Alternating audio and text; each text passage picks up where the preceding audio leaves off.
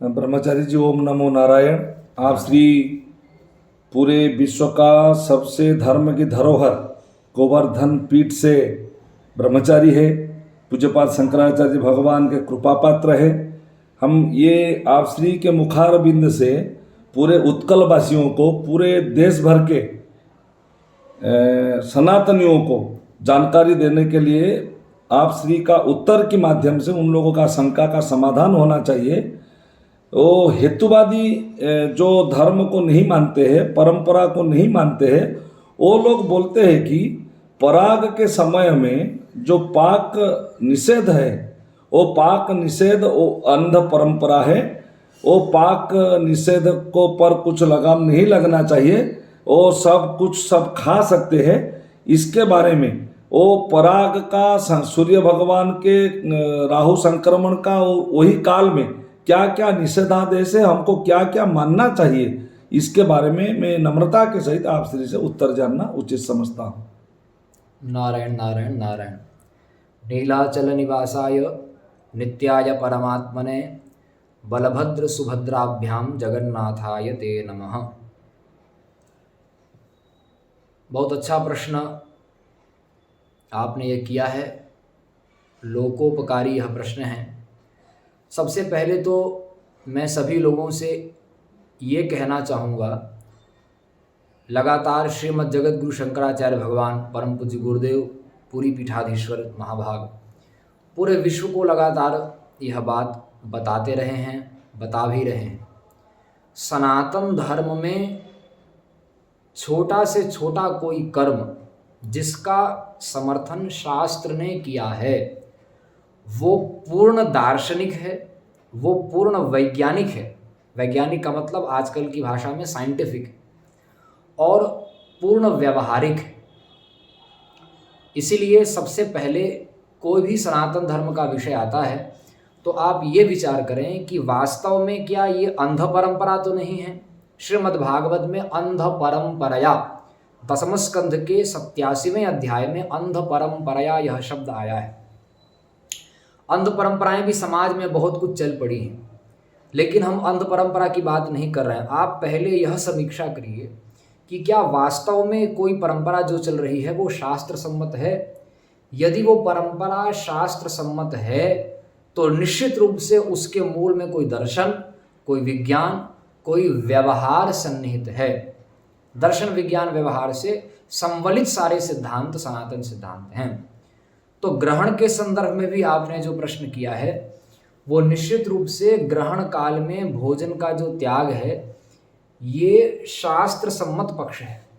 ग्रहण काल में भोजन, ग्रहण काल में शयन, ग्रहण काल में मैथुन, ग्रहण काल में अनावश्यक बातें करना, ग्रहण काल में अनावश्यक यात्रा करना, और खुले आकाश के नीचे गर्भिणी स्त्री को जाना, और ऐसे बहुत से कर्म हैं जो निषेध बताए गए हैं। उसमें कुछ छूट है, जो छोटे बच्चे हैं, शिशु है या छोटा बच्चा है, उससे कुछ बड़ा भी हो बच्चा हो, लेकिन रोगी है, अत्यंत वृद्ध हैं, दुर्घटनाग्रस्त हैं, आपातकाल की कोई स्थिति है, ऐसी स्थिति को छोड़ करके सामान्यत्वेन मनुष्य मात्र के लिए ग्रहण काल में इन क्रियाओं का निषेध है।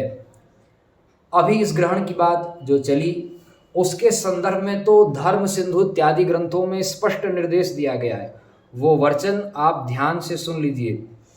वो गर्गाचार्य का एक वचन धर्म सिंधु में उद्धृत किया गया है। उस गर्गाचार्य के वचन, जो कि ज्योतिष शास्त्र के आदि प्रणेता माने जाते हैं, मूलाचार्य माने जाते हैं, वे गर्गाचार्य कह रहे हैं, संध्या काले यदा राहु ग्रसते शशि भास्करौ, चाहे सूर्य को ग्रस्त किया हो, चाहे चंद्रमा को ग्रस्त किया हो, तदहर नैव भुंजीथ रात्रावपि कदाचन। स्पष्ट निर्देश किया गर्गाचार्य जी ने, तदैव नैव भुंजीथ। अगर रात्रि के समय सूर्यास्त के बाद में, यदि सूर्यास्त से पहले सूर्य ग्रहण लगा और उसका मोक्ष हो गया, ग्रहण से मुक्त सूर्य का अगर दर्शन कर लिया सूर्यास्त के पहले, तब तो रात्रि के भोजन बना सकते हैं।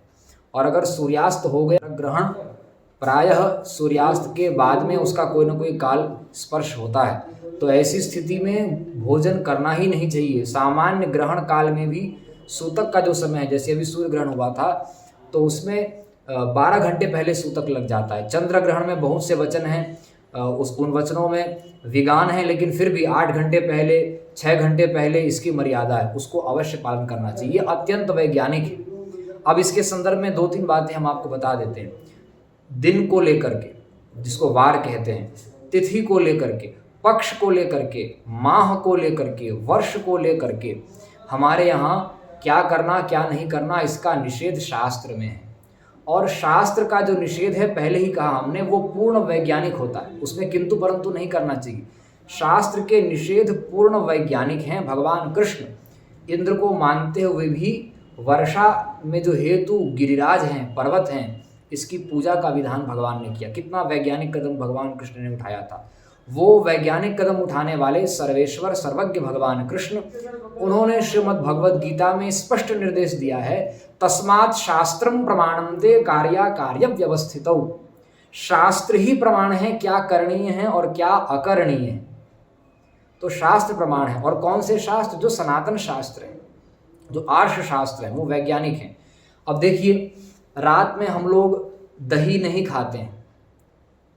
जो जवान बच्चे हैं उनको रात में ठंडी चीज़ तो किसी को भी नहीं देना, कफ की वृद्धि हो सकती है। जो बहुत जवान युवक हैं उनको कहा जाता है कि भाई रात में आप बहुत बादाम मत खाइए, बहुत मूंगफली मत खाइए, तेज सरसों के तेल में बनी सब्जी मत खाइए, खटाई मत खाइए, गुड़ बहुत ज़्यादा मात्रा में मत खाइए, बहुत गर्म दूध मत पीजिए रात की। क्यों कहा जाता है? क्योंकि वो उष्ण चीज़ें हैं, उससे ब्रह्मचर्य का नाश हो सकता है। तो रात और मट्ठा खाने से, दही इत्यादि खाने से, सत्तू इत्यादि पीने से श्लेष्मा की वृद्धि हो सकती है। तो इसका आयुर्वेद के माध्यम से पूर्ण वैज्ञानिक आधार है कि नहीं? अब आप देखिए, सूर्य चंद्रमा ही रस परिपाक में, रंग परिपाक में हेतु हैं। जो खेतों में हम फसल बोते हैं उसमें रंग का परिपाक, उसमें पोषण का परिपाक होता है सूर्य से। हाँ, सूर्य से उसमें पाक होता है और उसमें रस का संचार होता है चंद्रमा से। तो सूर्य और चंद्रमा ही हमें प्राप्त होने वाले अन्न को प्रदान करने वाले हैं। सूर्य और चंद्रमा से अन्न का संबंध है। और इसीलिए विविध विविध तिथियों में सूर्यास्त होने के बाद जठराग्नि बंद पड़ जाती। तो रात के ये नहीं खाना, दिन के ये नहीं खाना। एकादशी तिथि के दिन अन्न नहीं खाना। क्यों? क्योंकि सूर्य एकादशी तिथि में ऐसे अंश में होता है, ऐसी कंडीशन में होता है हमारे सौर मंडल में। हमारा ज्योतिष शास्त्र अत्यंत साइंटिफिक है। उसकी डिग्री को आधुनिक जो नासा इत्यादि की डिग्री हैं उनसे हमारे ज्योतिष शास्त्र में जो सौर मंडल की स्थिति बताई गई है, वो डिग्री हमारे ज्योतिष शास्त्र का अनुगमन किया है। आज से 200 साल बाद भी चंद्र ग्रहण, सूर्य ग्रहण कब पड़ेगा, किस दिन, कितने बजकर कितने मिनट में, कितने सेकंड में स्पर्श होगा, दुनिया में कहाँ कहाँ देखा जाएगा, और कितने बजकर कितने मिनट में, कितने सेकंड में ग्रहण का मोक्ष हो जाएगा। आज से 200 साल बाद का भी ग्रहण हम लोग पंचांग बना करके एक आसन में बैठकर यहाँ से बता सकते हैं। लेकिन नासा के वैज्ञानिक एकाएक सटीक अनुमान 200 साल बाद का नहीं बता सकते। तो कितना साइंटिफिक हमारा मैथमेटिक्स है। ब्रह्मचारी जी, मैं ये जानना उचित समझता हूँ कि वो जो हेतुवादी लोग जो विरुद्धाचरण करते हैं, वो अंध परंपरा है, और भोजन करो, सब कुछ खाओ, घूमो, वो कुछ सूर्य किरण का प्रभाव नहीं, इसके बारे में आपका आशीर्वचन क्या होना चाहिए? पराबैंगनी किरणों को भी आधुनिक विज्ञान ने माना है। धर्मशास्त्र का वचन मैंने आपको बता ही दिया। जो धर्म को, जो ईश्वर को न मानने वाले लोग हैं, वे भी विज्ञान को तो मानते हैं। और हमारी पुरानी परंपरा रही है, बौद्ध इत्यादि जो ईश्वर को नहीं मानते हैं, उन लोगों ने भी धर्म को माना है। धर्म शब्द ही उनके यहाँ धम्म कहा जाता है। तो ईश्वर को अगर आप नहीं भी मानते हैं तो भी आपको धर्म, जो कि विज्ञान से पूरक हैं एक दूसरे के, ऐसी परिस्थिति में आप ईश्वर को नहीं मानते हैं, आप नास्तिक हैं, तो भी आपको धर्मशास्त्र को मानना चाहिए, तो भी आपको शास्त्रीय मर्यादा को मानना चाहिए, क्योंकि वो वैज्ञानिक हैं। और मैं यही बता रहा था 1-2 शब्दों में कि सूर्य के अंश के आधार पर सूर्य आकाश मंडल में, सौर मंडल में किस जगह पर रहेगा, तो किन किन वस्तुओं पर, आधुनिक फिजिक्स के हिसाब से भी आप देखें तो उसमें किसका पॉजिटिव, किसका नेगेटिव इफेक्ट पड़ेगा, सूर्य जब आकाश मंडल में कहाँ रहेगा, उसके आधार पर ही एकादशी को अन्न नहीं खाना, अमुक तिथि को अमुक चीज़ नहीं खाना, मसूर की दाल, उड़द की दाल पितृपक्ष में नहीं खाना, ये सब मर्यादाएं बनाई गई हैं। तो सूर्य के उदय सूर्य के अस्त होने से एंजाइम्स पर प्रभाव पड़ते हैं, फिजिक्स पर, हमारी केमिस्ट्री पर प्रभाव पड़ता है। उसी के आधार पर जब ग्रहण लगेगा, सूर्योदय सूर्यास्त का, ऋतु का प्रभाव भोजन पर, उगने वाली औषधियों पर, पुष्पों पर, सब जगह पड़ता है, हमारे शरीर पर पड़ता है। तो सूर्य पर पड़ने वाली एक छाया, उसका प्रभाव अन्न औषधि पर नहीं पड़ेगा, ये कहना अत्यंत अवैज्ञानिक बात है। धर्म के नाम पर कम से कम विज्ञान की उपेक्षा नहीं होना चाहिए। तो जो नास्तिकवादी लोग, जो दुराग्रही लोग ऐसा कह रहे हैं कि ये धर्मशास्त्र के विरुद्ध में है, पहले तो उनको धर्मशास्त्र का ज्ञान नहीं है। शास्त्र सम्मत यह पक्ष है कि ग्रहण में इन इन कर्मों को नहीं किया जाना चाहिए, वो बिल्कुल शास्त्र सम्मत है। और विशेष रूप से ग्रहण काल में भोजन के लिए जो निषेध किया गया, ग्रहण काल की फिर विशेषताएं भी हैं, जब करो तो अधिक फल होता है। तो ज्योतिष के अनुसार में, विज्ञान के अनुसार में इसके करणीय अकरणीय पक्षों को रखा गया है। जो धर्मशास्त्र को नहीं जानते हैं और जो ठीक से विज्ञान को भी नहीं जानते हैं, हमारे यहाँ तो न्याय दर्शन में विज्ञान का कितना वर्णन, सब जगह विज्ञान का, पूरे धर्मशास्त्र साइंटिफिक है। आप पढ़ने का प्रयास तो करिए गुरु परंपरा से। अगर आप धर्मशास्त्र को नहीं जानते हैं तो हमारा विनम्रता पूर्वक निवेदन है, उसमें हस्तक्षेप मत करिए। और अगर आप आधुनिक विज्ञान के पक्षधर हैं तो आधुनिक विज्ञान की कसौटी में पहले पकाइए। विज्ञान संकीर्ण नहीं बनाता, नए नए शोध हमेशा होते रहते हैं। शोध होना चाहिए, विचार होना चाहिए, और ये चीज़ें तो शोध में सिद्ध हैं कि इसका प्रभाव पड़ता है। तो अगर आपकी विज्ञान में भी गति नहीं है तो अपने छोटे से कुत्सित भाव को लेकर के ऐसा घोषणा नहीं करना चाहिए कि ये काम नहीं सही है, ये काम सही है। तो वैज्ञानिक धरातल पर भी जो भौतिकवादी होंगे वो पंगु बने रहते हैं। इसीलिए धर्म को और विज्ञान को अभी अच्छे से वेदादि शास्त्र सम्मत पद्धति से जानने की आवश्यकता है। ग्रहण काल में जो निषेध हैं वो इस ग्रहण में भी किए गए, हमेशा सबको करना चाहिए। यही आप सभी से हमारा निवेदन है। नारायण नारायण नारायण। 10th बोर्ड पास करी भल कॉलेज पाठ पढ़ा चाहते कि तेबे आज ही आसतु टीएससी गुरुकुल, जेउठी मेधावी छात्र छात्री मानकु +2 पाठ पढ़ा सह कैरियर कोचिंग और हॉस्टल सुविधा मिलुची। मासकु मात्र 5,999 टंका। टीएससी गुरुकुल, गोठपाटण, भुवनेश्वर।